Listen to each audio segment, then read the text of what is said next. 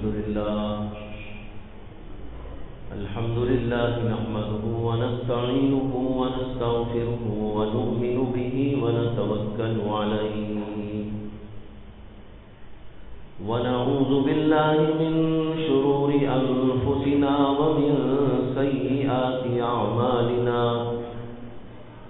من يهده الله فلا مضل له ومن يضلله فلا هادي له ونشهد أن لا إله إلا الله وحده لا شريك له ونشهد أن سيدنا ومولانا محمدا عبده ورسوله صلى الله عليه وعلى آله وأصحابه وأزواجه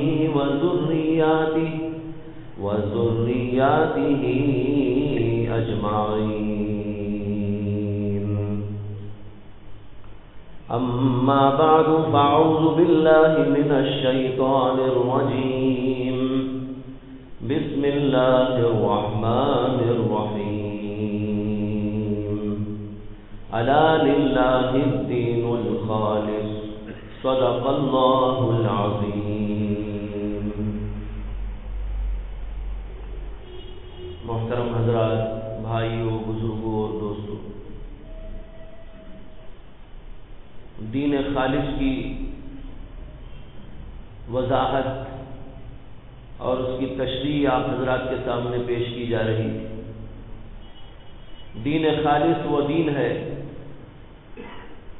جو اللہ کے نبی محمد رسول اللہ صلی اللہ علیہ وسلم نے اللہ کی طرف سے انسانوں کو ہدایت کے راستے پر گامزن کرنے کے لیے عطا کیا. جو کچھ اس کے اندر ہے وہ خالص دین ہے. جو باہر سے لا کر اس کے اندر ڈالا جائے یہ ملاوٹ ہے، اور اللہ کو ملاوٹ والا دین پسند نہیں. لیکن لوگوں نے اپنے عقائد میں، اعمال میں، اخلاق میں، اپنے طرز زندگی میں، اپنی معاشرت میں سب چیزوں کے اندر ملاوٹ پیدا کر دی، جبکہ اللہ کو ملاوٹ والا دین پسند نہیں، اللہ کو خالص دین پسند ہے. الا للہ الدین الخالص. اسی کی وضاحت کرتے ہوئے میں نے عرض کیا تھا کہ آج مسلمانوں کے عقائد میں بڑا قصور پیدا ہو گیا ہے.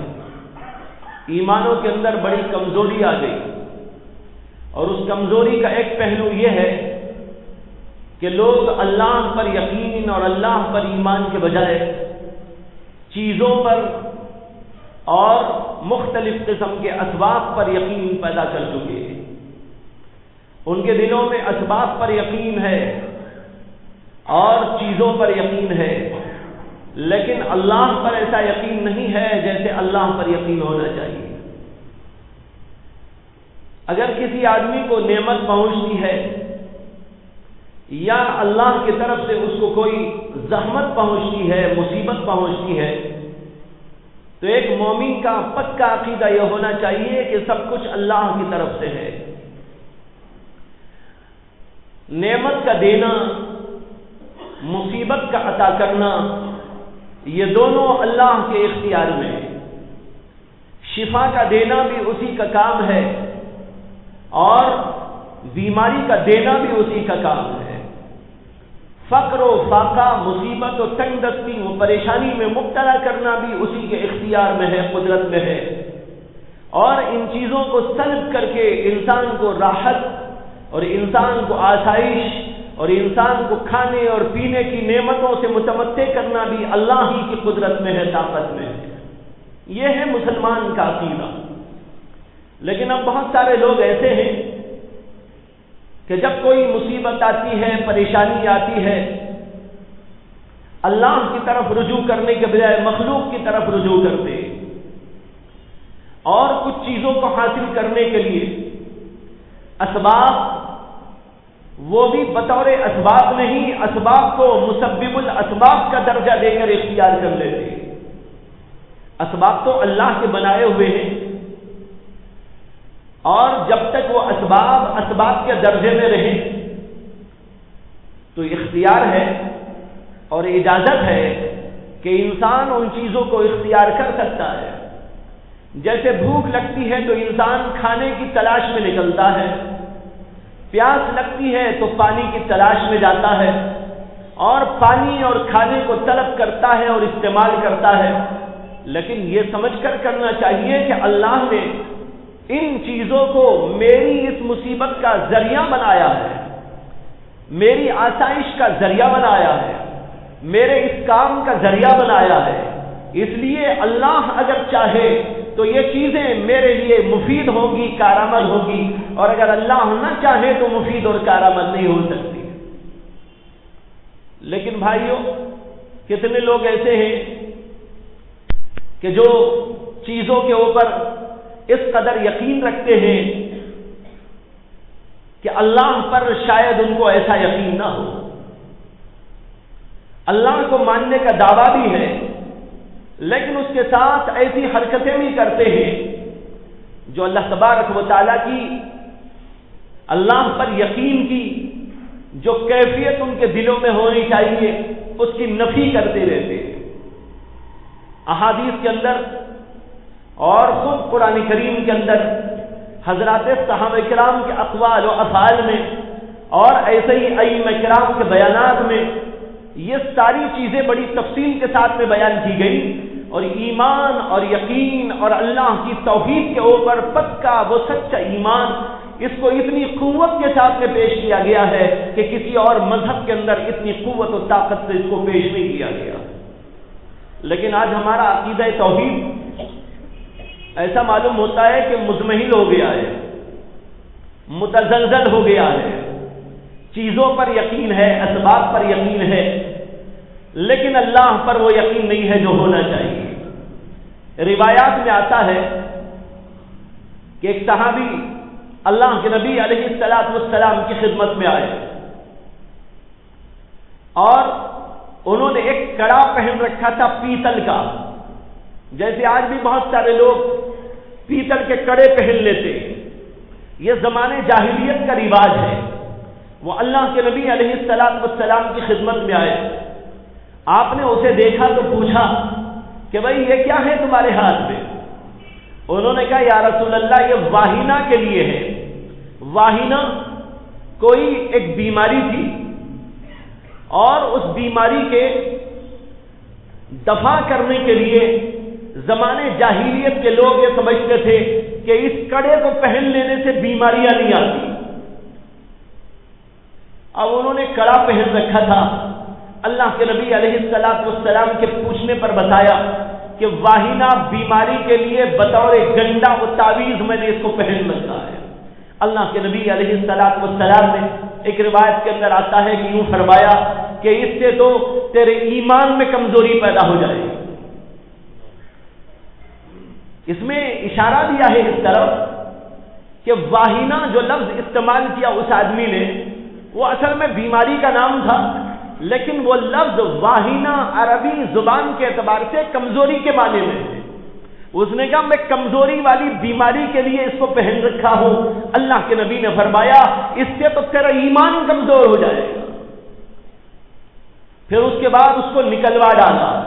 اور ایک روایت کے اندر آتا ہے کہ آپ نے اسی آدمی سے یہ فرمایا کہ اگر تیرا انتقال اسی حالت میں ہوا کہ یہ کڑا تو پہن رکھا ہو ما افلحتا تو تو کامیاب انسان نہیں ہے.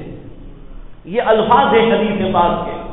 اس سے اندازہ کرو کہ ایمان کتنی بڑی قوت ہے، کتنی بڑی طاقت ہے، لیکن کڑوں پر، منکوں پر، دھاگوں پر ایمان لانے سے اس کے اندر کمزوری پیدا ہو جاتی ہے. اللہ کے نبی علیہ السلام نے اس کی اجازت نہیں دی. ایک اور روایت میں آتا ہے کہ 12 آدمی اللہ کے نبی علیہ السلام کی خدمت میں آئے، کسی علاقے کے رہنے والے، اور انہوں نے اللہ کے نبی علیہ السلام کے ہاتھ پر بیعت ہونے کی درخواست کی. اللہ کے نبی علیہ السلام نے ایک ایک کو بیعت میں لے لیا. 11 آدمیوں کو بیعت کر کے 12ویں آدمی کو چھوڑ دیا. صحابہ کہنے لگے یا رسول اللہ اس شخص کو بھی بیعت کر لیجئے، یہ بھی بیعت ہونا چاہتے ہیں۔ اللہ کے نبی صلی اللہ علیہ وسلم نے فرمایا میں اس کو کیسے بیعت کروں جبکہ اس کے اوپر ایک ایسی چیز لگی ہوئی ہے کہ اگر وہ چیز میرے یا تمہارے جسموں پر آ جائے تو جب تک وہ رہے گی ہم مشرک رہیں گے۔ صحابہ کو بڑا تعجب ہوا کہ اس کے جسم کے اوپر وہ کیا چیز ہے کہ اللہ کے نبی کہتے ہیں کہ اس کے پہن لینے اور اس کے جسم پر آ جانے سے آدمی مشرک ہو جاتا ہے۔ اس کی تلاشی لی گئی کہ بھئی کیا پہن رکھا ہے تم نے؟ تو انہوں نے دکھایا کہ یہاں انہوں نے کسی درخت کی چھال سے کچھ یہاں تعویذ بنا کے لٹکا رکھا ہے، باندھ رکھا ہے۔ اس پر اللہ کے نبی صلی اللہ علیہ وسلم نے فرمایا یہ زمانے جاہلیت کا رواج، یہ لوگوں کا عقیدہ کہ فلاں دھات میں کوئی چیز ہے، فلاں چھال میں کوئی طاقت ہے، فلاں منکے میں کوئی قوت ہے، فلاں قسم کے دھاگے میں کوئی اثر ہے۔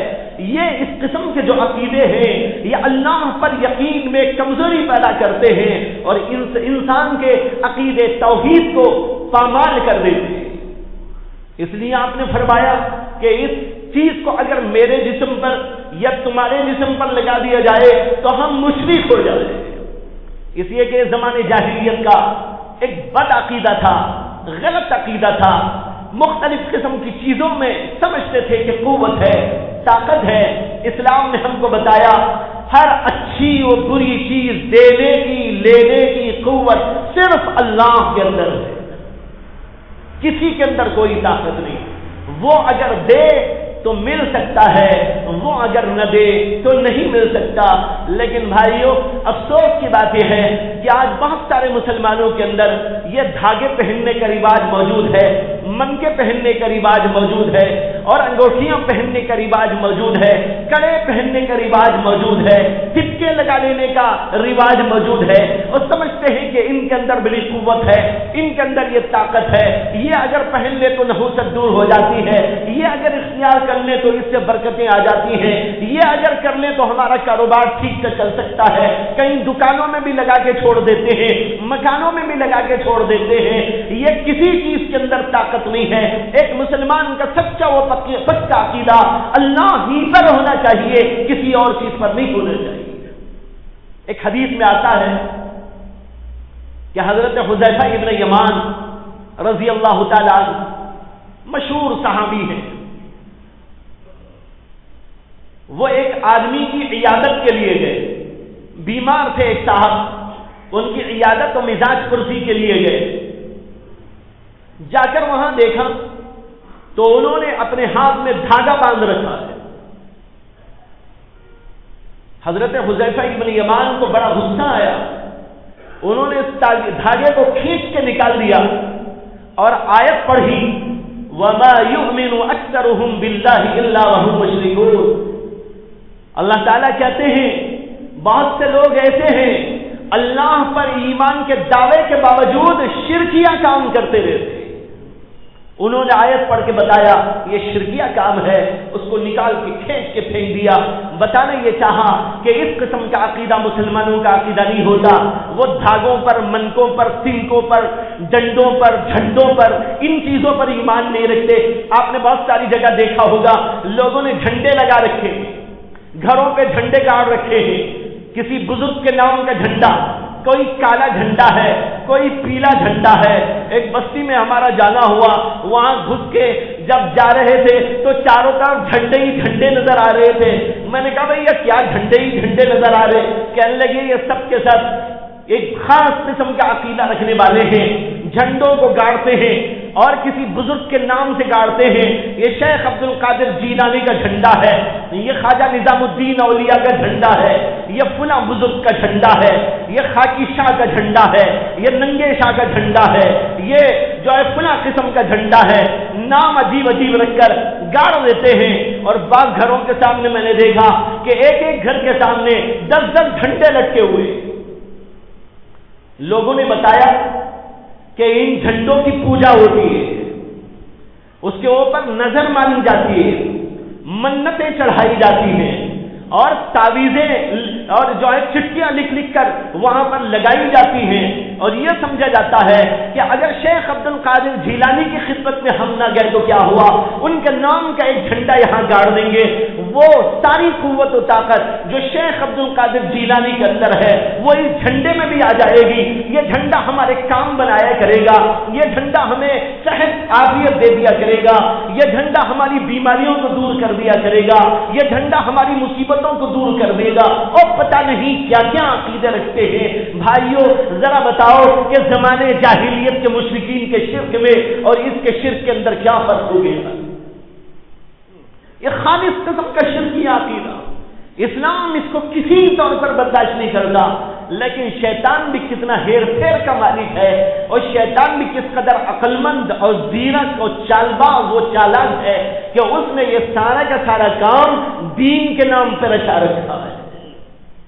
زمانے جاہلیت کے لوگ کرتے تھے، وہ جاہلی لوگ تھے، اسلام نے آیا، اسلام نے آ کر بتایا یہ غلط ہے، یہ عقیدہ باطل ہے، یہ عقیدہ کفر ہے، یہ عقیدہ شرک ہے، یہ ساری چیزیں باطل ہیں۔ اللہ کے نبی علیہ السلام نے زمانے جاہلیت کی ایک ایک رسم کو، ایک ایک رسم کا نام لے لے کر اس رسم کو باطل قرار دیا۔ زمانے جاہلیت کے لوگ یہ سمجھتے تھے ایک آدمی کی بیماری دوسرے آدمی کو لگ جاتی ہے، ایک آدمی کی بیماری دوسرے آدمی کو لگ کر وہ بھی بیمار ہو سکتا ہے، بیمار ہو جاتا ہے۔ یہ ایک عام عقیدہ تھا زمانے جاہلیت کا، اور سمجھتے یہ تھے کہ بالذات بیماریوں میں یہ قوت ہے، طاقت ہے کہ وہ ایک جگہ سے دوسری جگہ منتقل ہوتی۔ یہ بھی شرکی عقیدہ ہے۔ اللہ کے نبی علیہ السلام نے فرمایا لا عدوى ولا طیرہ ولا نوعا ولا غولا ولا حامتا ولا سفر۔ اللہ کے نبی صلی اللہ علیہ وسلم نے ایک ایک ان کے عقیدے کو لے لے کر باطل قرار دیا، یہ باطل ہے، یہ غلط ہے، یہ فضول ہے، یہ غلط ہے، یہ باطل ہے۔ اللہ کے نبی صلی اللہ علیہ وسلم نے ایک ایک عقیدے کو ان کے گن گن کر باطل قرار دیا۔ یہاں پر الفاظ آئے ہیں، پہلے تو فرمایا لا عدوى، اللہ کے نبی صلی اللہ علیہ وسلم کہتے ہیں بیماری کا ایک آدمی سے دوسرے آدمی کو لگ جانا یہ باطل عقیدہ ہے۔ لا عدوى، عدوى کوئی چیز نہیں، عدوى باطل ہے۔ عدوى کے معنی بیماری کا ایک سے دوسرے کو لگنے کا عقیدہ۔ ایک تو یہ سائنسدان بولتے ہیں کہ بعض بیماریاں بعض لوگوں سے دوسرے لوگوں کو لگ جاتی ہیں، کالرا پھیلتا ہے، فلاں قسم کی بیماری پھیلتی ہے، ایک سے دوسرے کو لگ جاتی ہے، اس کو متعدی امراض کہا جاتا ہے۔ لیکن سائنسدان جو بولتے ہیں اس کا حاصل یہ ہے کہ بیماری میں قوت نہیں ہے، بیماری میں ایسے اسباب آ جاتے ہیں کہ ان اسباب کی وجہ سے ایک کی بیماری دوسرے کو لگتی ہے۔ لیکن اللہ کے نبی یہ بتانا چاہتے ہیں زمانے جاہلیت کے لوگ جو یہ عقیدہ رکھتے تھے بیماریاں بالذات ایک سے دوسرے کو لگتی ہیں، یہ عقیدہ باطل ہے۔ بیماری کا پھیلانے والا اللہ ہے، ایک سے دوسرے کو لگانے والا اللہ ہے۔ اگر وہ نہ چاہے تو نہ لگے، وہ چاہے تو لگ جائے۔ اور دیکھیے آپ غور کر کے بعض وقت ایسا ہوتا ہے کہ بیمار آدمی بیمار پڑا ہے اور اس کے آزو بازو گھر والے سب کے سب موجود ہیں، تیمارداری کر رہے ہیں، لیکن ان کو اس کی بیماری نہیں لگ رہی ہے، اور 4-5 گھروں کے بعد والے کو بیماری لگ رہی ہے۔ ہوتا ہے کہ نہیں ہوتا؟ ٹاؤن میں دیکھا ہوگا یا کم از کم سنا تو ہوگا، کالرا میں دیکھا ہوگا یا کم از کم سنا ہوگا کہ کالرا کی بیماری میں مبتلا ہے ایک آدمی، اس کی بیماری اس کے باپ کو نہیں لگ رہی ہے، اس کی بیماری اس کے بھائی کو نہیں لگ رہی ہے، اس کی بیماری اس کی بیوی کو نہیں لگ رہی ہے، اس کی بیماری اس کی بہنوں کو نہیں لگ رہی ہے، سب کے سب اسی گھر میں ہیں، اسے کھلا رہے ہیں، پلا رہے ہیں، اٹھا رہے ہیں، بٹھا رہے ہیں، ڈاکٹر صاحب آ رہے ہیں، ڈاکٹروں کو بھی نہیں لگ رہی ہے۔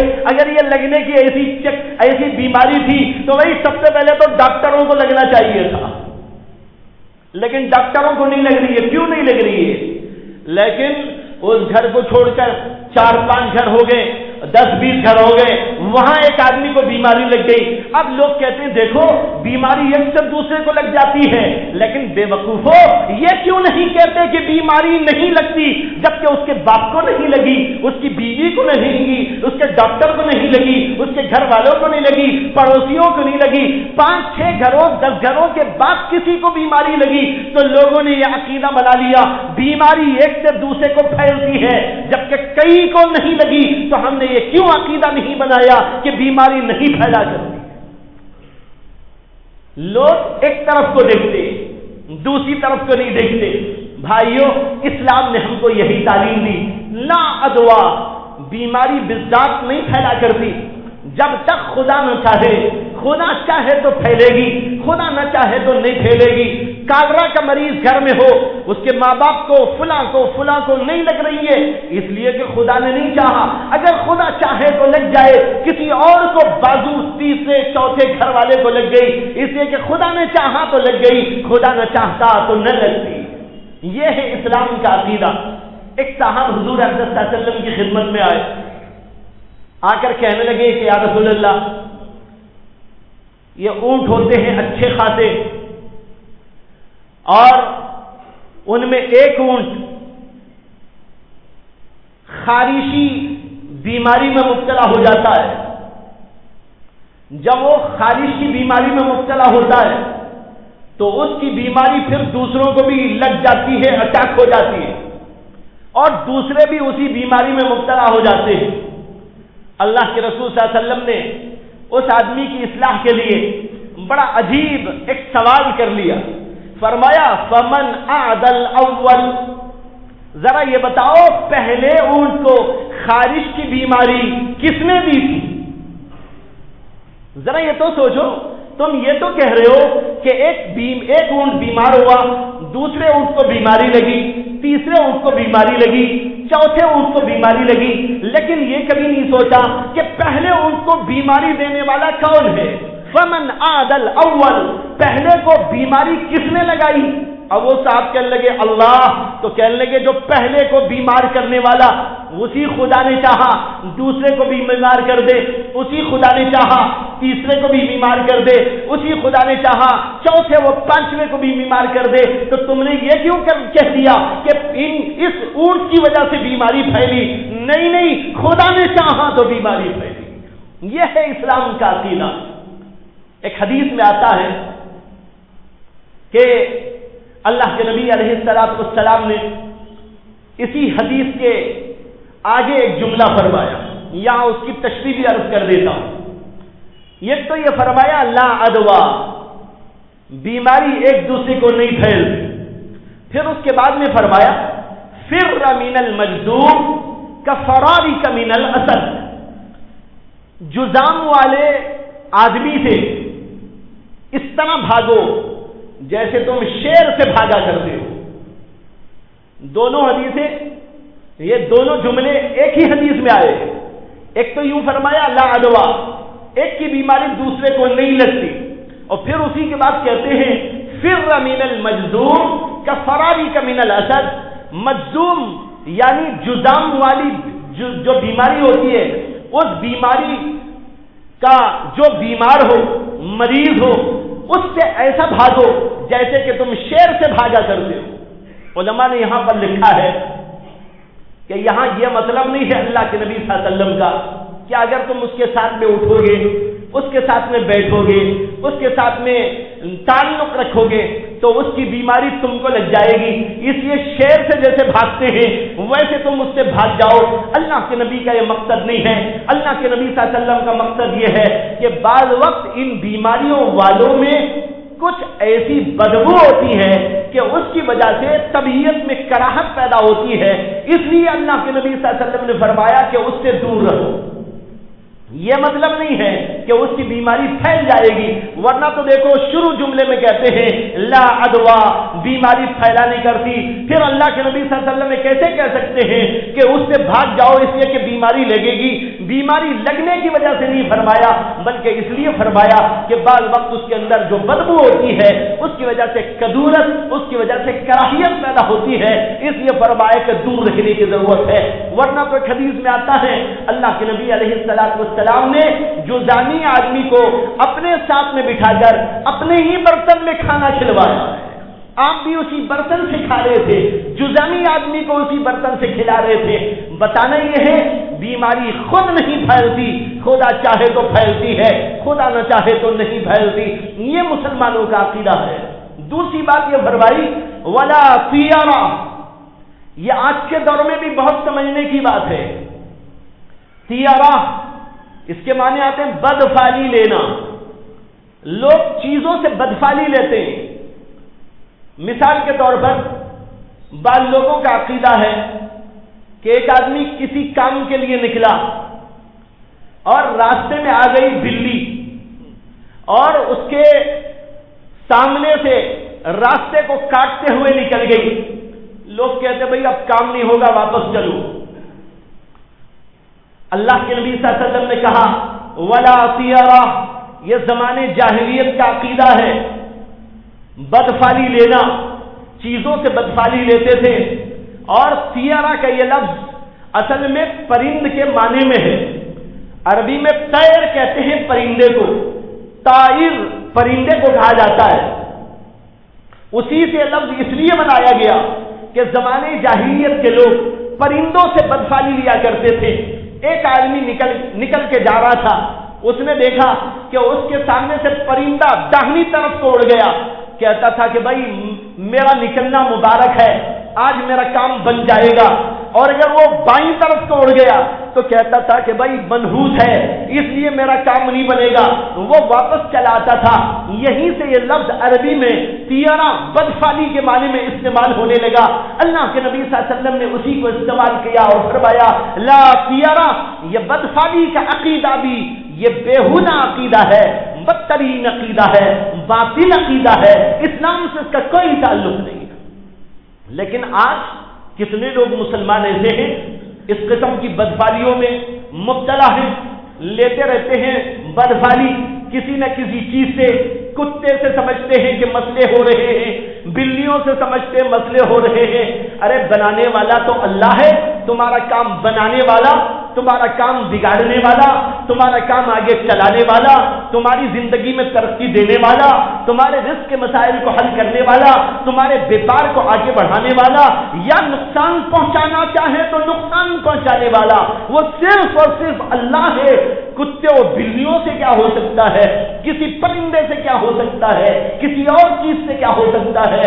یہ ساری کی ساری چیزیں بد عقیدگی کی چیزیں ہیں، اسلام کے عقیدے توحید کے خلاف ہیں، اس لیے اسلام نے ان ساروں کی جڑوں کو کھاڑ کے پھینک دیا۔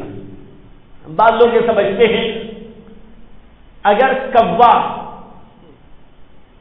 تنہا بیٹھا ہو یہ نحوست کی علامت ہے، اور اگر دو کوے کہیں پر جمع ہو تو سمجھتے ہیں کہ یہ برکت کی علامت ہے۔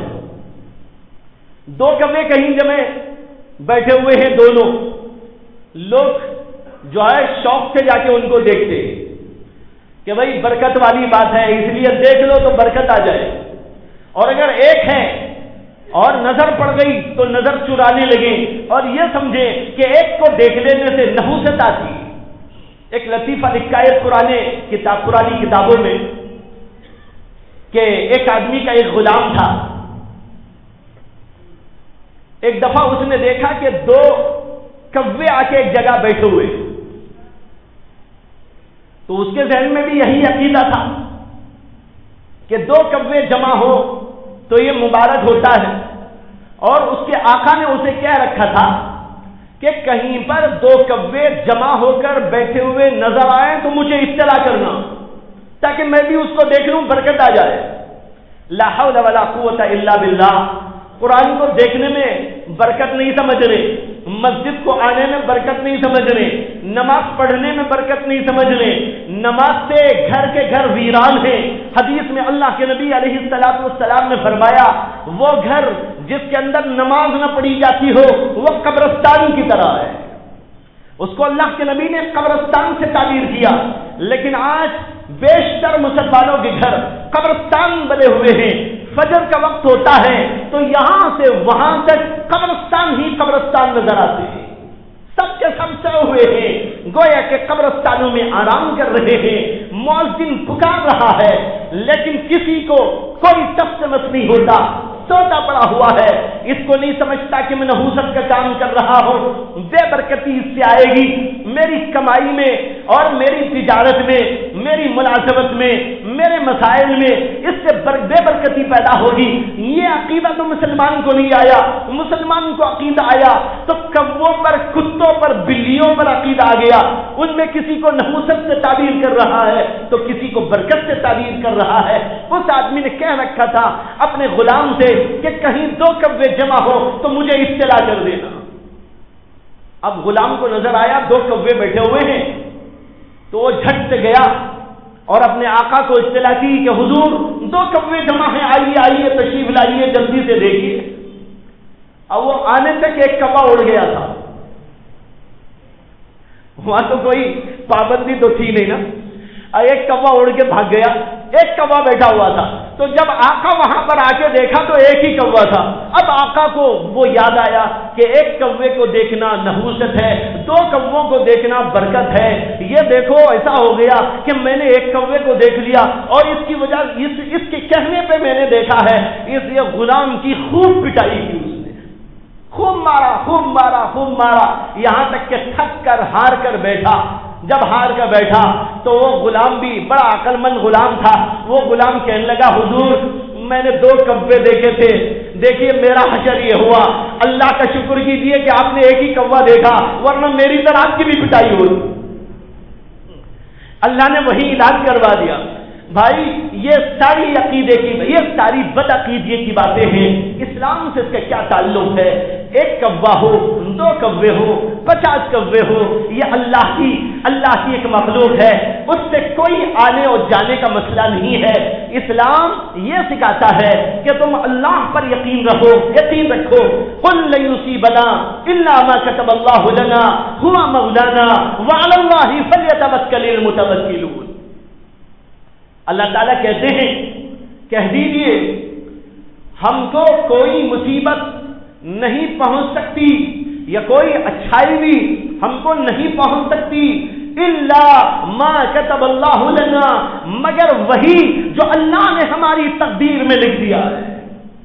جو تقدیر میں لکھ دیا، بیماری آنی ہے تو آئے گی، شفا ملنی ہے تو مل کے رہے گی، رزق اتنا ملنا ہے تو مل کے رہے گا، کم ملنا ہے تو کم مل کے رہے گا، زیادہ ملنا ہے تو زیادہ مل کے رہے گا۔ جو اللہ نے تقدیر میں لکھا، جو اللہ ہمیں پہنچانا چاہتا ہے، جو ہم کو دینا چاہتا ہے، بس وہی ہم کو ملتا ہے۔ لن یصیبنا الا ما كتب اللہ لنا هو مولانا، وہی پروردگار ہمارا آقا ہے۔ یہ ہے مسلمانوں کا عقیدہ۔ وعلی اللہ فلیتوکل المتوکلون، اور توکل کرنے والے لوگ اللہ ہی پر توکل کرتے ہیں۔ قرآن میں بعض جگہ کہا گیا وعلی اللہ فلیتوکل المؤمنون، مومن لوگ اللہ ہی پر بھروسہ کرتے ہیں، اللہ ہی پر توکل کرتے ہیں، اللہ کے سوا کسی اور چیز پر اعتماد نہیں کرتے۔ یہ ہے پکا وہ سچا مسلمانوں کا عقیدہ۔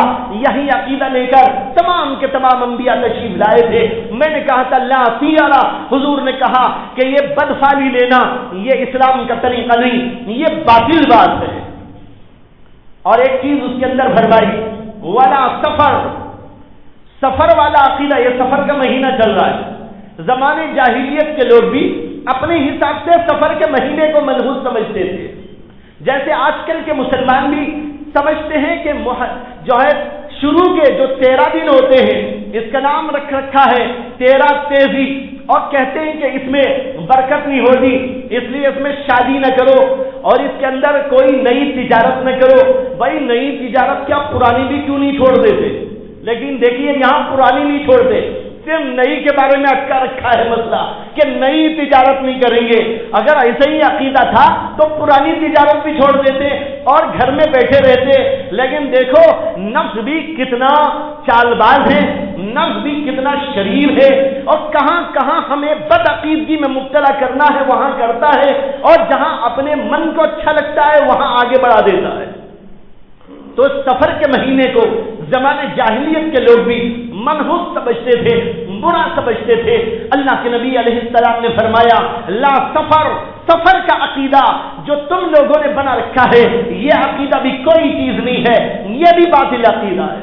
اس طرح اللہ کے نبی نے زمانے جاہلیت کی ایک ایک رسم کو, ایک ایک بد عقیدگی کو, ایک ایک ان کے جو ہے غلط کام کو نام لے لے کر اس کا رد کیا اور اس کے بارے میں بتایا کہ مسلمانوں کا عقیدہ یہ نہیں ہوتا.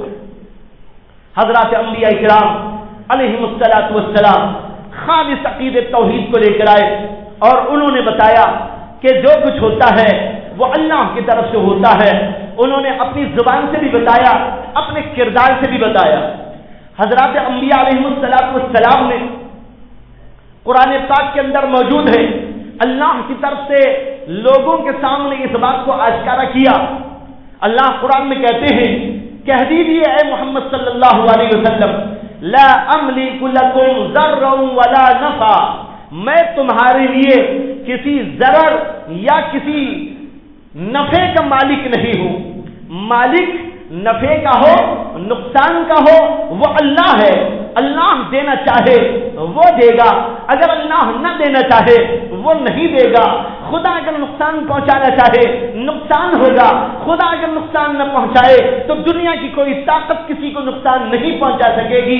یہ ہے مسلمانوں کا عقیدہ. نبی کی زبان سے اللہ نے یہ اعلان فرمایا میں تمہارے لیے نہ نفع کا مالک ہوں نہ نقصان کا مالک ہوں. اور ہمارے نبی صلی اللہ علیہ وسلم سے کہا گیا آپ یہ بھی کہہ دیجئے تمہارے نفع اور نقصان کے سلسلے میں مجھے اپنے لیے بھی اختیار نہیں. میں اپنے لیے بھی جو نفع چاہوں یہ نہیں اختیار کر سکتا. نقصان میں جو چاہے کر لوں وہ نہیں ہو سکتا. نقصان سے بچنے کی بات یہ بھی میری طاقت میں نہیں ہے. اگر میرے لیے بھی نفع اور نقصان کا مسئلہ درپیش ہو وہ بھی اللہ ہی کی طرف سے ہوگا. قرآن نے اعلان فرمایا اے نبی صلی اللہ علیہ وسلم آپ کہہ دیجئے لا املک لنفسی نفعا ولا ضرا. اے نبی صلی اللہ علیہ وسلم آپ اعلان کیجئے میں اپنے نفس کے لیے بھی نفع اور نقصان کا مالک نہیں ہوں, میں جو چاہے کر لوں. قرآن کہتا ہے حضرات انبیاء اکرام علیہم الصلاۃ والسلام کو کہ آپ بتا دیں کہ میں ان خزانوں کا مالک نہیں ہوں, میں عالم الغیب نہیں ہوں, میں ان ساری قوتوں طاقتوں کا مالک نہیں ہوں. جو اللہ چاہتا ہے وہی ہوتا ہے, جو اللہ نہیں چاہتا وہ نہیں ہوتا. تمام کے تمام انبیاء علیہ الصلوۃ والسلام اسی عقیدے کو پیش کرتے رہے یہاں تک کہ محمد صلی اللہ علیہ وسلم نے اسی عقیدے کو پیش کیا ہے. حضرت ابراہیم علیہ الصلوۃ والسلام بڑے جلیل القدر نبی اور ابو الانبیاء, ان کی نسل میں ہزاروں ہزار انبیاء علیہ السلام پیدا ہوئے, اس لیے ان کو ابو الانبیاء کہتے ہیں. یہاں تک کہ خود ہمارے نبی حضرت محمد رسول اللہ صلی اللہ علیہ وسلم حضرت ابراہیم علیہ السلام ہی کے بیٹے حضرت اسماعیل کی اولاد میں ہوتے ہیں, اس لیے آپ بھی حضرت ابراہیم علیہ السلام کی اولاد ہیں. اتنے جلیل القدر نبی, لیکن ان کو بچے نہیں ہوئے. یہاں تک کہ بڑھاپے کا زمانہ آ گیا. ایک روایت کے مطابق 80 سال عمر ہو گئی, ایک روایت کے مطابق 120 برس کی عمر ان کی ہو گئی. بڑھاپے کا زمانہ, بچے بالکل نہیں ہوئے. ایک پہلے سے بیوی وہ حضرت سارہ علیہ السلام, پھر اس کے بعد دوسری بیوی حضرت حاجرہ علیہ السلام, دونوں سے کوئی اولاد نہیں ہوئی. یہاں تک کہ بڑھاپے کے عالم میں حضرت سیدنا ابراہیم خلیل اللہ علیہ السلام نے اللہ سے دعا مانگی اور کہا ربی حب لی من الصالحین, اے اللہ مجھے نیک صالح اولاد عطا فرما دی. کس سے مانگ رہے؟ اللہ سے مانگ رہے ہیں. اگر نبی کو طاقت ہوتی وہ دوسروں کو بچہ دے سکتا ہے، تو پھر ابراہیم علیہ السلام کیا اپنے لیے بچہ کا انتظام نہیں کر سکتے تھے؟ جو دوسرے کو دے سکتا ہے کیا وہ اپنے لیے بچے نہیں بنا سکتا تھا؟ اپنے لیے بچوں کا انتظام نہیں کر سکتا تھا؟ اپنی بیوی میں ایسی طاقت نہیں پیدا کر سکتا تھا کہ اس کے رحم کے اندر صلاحیت پیدا ہو جائے؟ لیکن وہ اللہ سے مانگتے ہیں، بڑھاپے کے عالم میں مانگتے ہیں، بار بار اللہ سے التجائیں کرتے ہیں، اللہ دعا کو قبول کرتے ہیں، اور ان کو بشارت سنانے کے لیے اللہ کا فرشتہ آتا ہے، اور ان کی عورت حضرت حاجرہ علیہ السلام کھڑی ہوئی ہے، فرشتہ حضرت ابراہیم کی خدمت میں آیا ہے اور بشارت سناتا ہے کہ اللہ نے آپ کو بشارت سنائی کہ ایک لڑکا آپ کے ہاں پیدا ہونے والا ہے۔ یہ سن کر حضرت حاجرہ کو بڑا تعجب ہوا، کہنے لگی بانجھ عورت اور اس کو بچہ، یہ کیسا ہو سکتا ہے؟ فرشتے نے کہا کہ تیرے پروردگار کے لیے کوئی مشکل نہیں، تیرا پروردگار ہر چیز پر قدرت رکھتا ہے۔ اب دیکھو اس واقعے میں بھی ہے، حضرت حاجرہ یہ سمجھ رہی ہے کہ یہ بڑھاپے کا عالم، اس کے اندر بچے ہونے کا کیا سوال ہے، لیکن اللہ کی قدرت، اللہ کی طاقت ہے، فرشتہ اسی کا حوالہ دیتا ہے اور کہتا ہے کہ خدا کی قدرت ہے، اس میں کوئی تعجب کی بات نہیں ہے۔ اللہ پیدا کرنا چاہے تو اس کے پیدا کرنے میں کون سی چیز رکاوٹ بن سکتی ہے؟ چنانچہ حضرت ابراہیم کو بڑھاپے کے عالم میں حضرت اسماعیل علیہ السلام تولد ہوتے ہیں۔ اسی طرح حضرت زکریا علیہ السلام بوڑھے ہو گئے، بچے بالکل نہیں ہوئے، بڑھاپے کے عالم میں اللہ سے دعا کرتے ہیں۔ اللہ نے قرآن میں اس کا ذکر کیا، کافا یا عین صاد ذکر رحمت ربک عبدہ زکریا اذ نادى ربہ نداء خفیا قال رب انی وہن العظم منی واشتعل الرأس شیبا۔ کہنے لگے اللہ تعالیٰ کہتے ہیں کافا یا عین صاد، اس کے معنی تو سوا اللہ کے کوئی نہیں جانتا۔ جو لوگ اس کے معنی بیان کرتے رہتے ہیں سمجھو کہ وہ گمراہی میں ہیں۔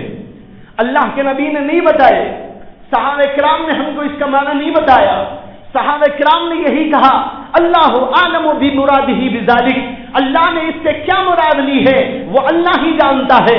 محمد صلی اللہ علیہ وسلم کو ہو سکتا ہے کہ بتایا گیا ہو، لیکن اللہ کے نبی نے امت کو اس کے معنی سے باخبر نہیں کیا، اس لیے کوئی آدمی اس کے معنی بیان کرنے لگے سمجھو کہ وہ گمراہی کی طرف جا رہا ہے۔ تو کہتے ہیں کافا یا انصاد ذکر رحمت ربک عبدہ زکریا، یہ ذکر ہے حضرت زکریا علیہ السلام کے اوپر ان کے پروردگار کی رحمت کا۔ اب یہاں تذکرہ ہو رہا ہے حضرت زکریا علیہ السلام پر خدا کی رحمت کیسے آئی، وہ اللہ کی رحمت کا بیان یہاں پر کیا جا رہا ہے۔ اور پھر اس کے بعد میں کہتے ہیں اذ نادى ربہ نداء خفیا، یاد کرو اس وقت کو جب کہ زکریا علیہ السلام نے اپنے پروردگار کو آہستہ آہستہ پکارا تھا، چیخ چیخ کے نہیں پکارا تھا۔ جو لوگ بڑے زور زور سے دعائیں مانگتے ہیں، چیخ کر مانگتے ہیں، یہ دعا کا طریقہ نہیں ہے۔ دعا کا طریقہ تو وہ ہے جو سیدنا زکریا نے اختیار کیا۔ اللہ نے اس مقام مدح میں، مقام تعریف میں خاص طور پر اس کا ذکر کیا اور فرمایا اذ نادى ربہ نداء خفیا، آہستہ آہستہ انہوں نے اپنے پروردگار کو پکارا، اور پکار کر کیا کہا؟ اپنی بڑائی نہیں بتائی، وہاں پر انہوں نے کہا، اللہ ان کے الفاظ بھی ذکر کرتے ہیں، رب انی وہن العظم منی واشتعل الرأس شیبا ولم اکن بدعائک رب شقیا۔ کہنے لگے اے میرے پروردگار، میری ہڈیاں بالکل بوسیدہ ہو گئی ہیں، کمزور ہو گئی ہے، بڑھاپے کے آخری اور انتہائی مرحلے میں پہنچ چکا ہو، واشتعل الرأس شیبا، اور میرے سر نے میرا سر جو ہے وہ پک چکا ہے، یعنی سارے کے سارے سر کے بال پک چکے ہیں اور سفید ہو چکے ہیں۔ اس بڑھاپے کے عالم میں بھی اے میرے پروردگار، میں نے کبھی آپ سے دعا کی ہے تو محروم نہیں رہا ہوں۔ کہتے ہیں وَلَمَّكُمْ بِدُعَائِكَ رَبِّ شَقِيًّا، اے اللہ بوڑھا تو ہو، ضعیف تو ہو گیا ہو، ہڈیاں بوسیدہ ہو گئی ہیں، ہڈیوں میں گودا نہیں رہا ہے، بال پک چکے ہیں، یعنی بڑھاپے کے انتہائی مرحلے کو پہنچ چکا ہو، لیکن اس کے باوجود آپ کی رحمت سے نا امید نہیں ہوا۔ وَلَمَّكُمْ بِدُعَائِكَ رَبِّ شَقِيًّا، جب بھی میں نے آپ کو پکارا تو آپ نے عطا کیا ہے، محروم مجھے کبھی نہیں کیا۔ بھائیوں، جب دعا مانگے تو اللہ سے دعا مانگنے کے اندر پورا یقین ہونا چاہیے اللہ ہماری دعا قبول کرے گا، وہ ہماری سنتا ہے، وہ ہماری دیکھتا ہے، وہ ہماری ہر چیز کو دیکھتا ہے، ہماری بات کو سن رہا ہے، وہ ہمارے مسائل کو حل کرنے والا ہے، ہماری حاجتوں کو حل کرنے والا ہے۔ اس پورے یقین کے ساتھ اللہ سے مانگو جیسے کہ حضرت زکریا علیہ السلام نے مانگا تھا۔ اور پھر کہنے لگے مجھے ایک میرا وارث چاہیے، میرے بعد کوئی میرا وارث ہو، اس لیے مجھے ایک اپنا وارث عطا کر دیجئے۔ حضرت زکریا علیہ السلام نے بڑھاپے کے اس عالم میں دعا کی، اللہ نے ان کے دعا کو قبول کیا، فرشتہ نازل ہوا بشارت سنانے کے لیے، اور اس نے بتایا کہ اللہ کی طرف سے آپ کو بشارت سنائی جاتی ہے کہ آپ کے ہاں لڑکا پیدا ہوگا، اور وہ لڑکا ایسا لڑکا ہے کہ اللہ نے اس کا نام بھی منتخب کر دیا ہے، اس کا نام یحییٰ ہوگا۔ حضرت یحییٰ یہی پیغمبر ان کے بعد میں بننے والے تھے۔ یہ حضرت یحییٰ علیہ السلام پیدا ہوئے، اس کی بشارت دینے کے لیے فرشتے کو اللہ نے بھیجا تھا۔ دیکھو، بڑھاپے کے عالم میں مانگنا ہو اسی اللہ سے مانگو، جوانی میں مانگنا ہو اسی اللہ سے مانگو، بچے مانگنا ہو اسی اللہ سے مانگو، حاجتوں کو مانگنا ہو اسی اللہ سے مانگو، سب کچھ اسی سے مانگو، وہی دینے والا ہے، اس کے علاوہ کوئی دینے والا نہیں۔ ان واقعات کی روشنی میں یہ عقیدہ ہمارے سامنے آیا، اور بھی انبیاء اکرام علیہم السلام کے حالات اور واقعات قرآن نے بتائے ہیں۔ اس کا ذکر انشاءاللہ پھر آئندہ مجلس میں بیان کرنے کی کوشش ہوگی۔ وآخر دعوانا ان الحمدللہ رب العالمین۔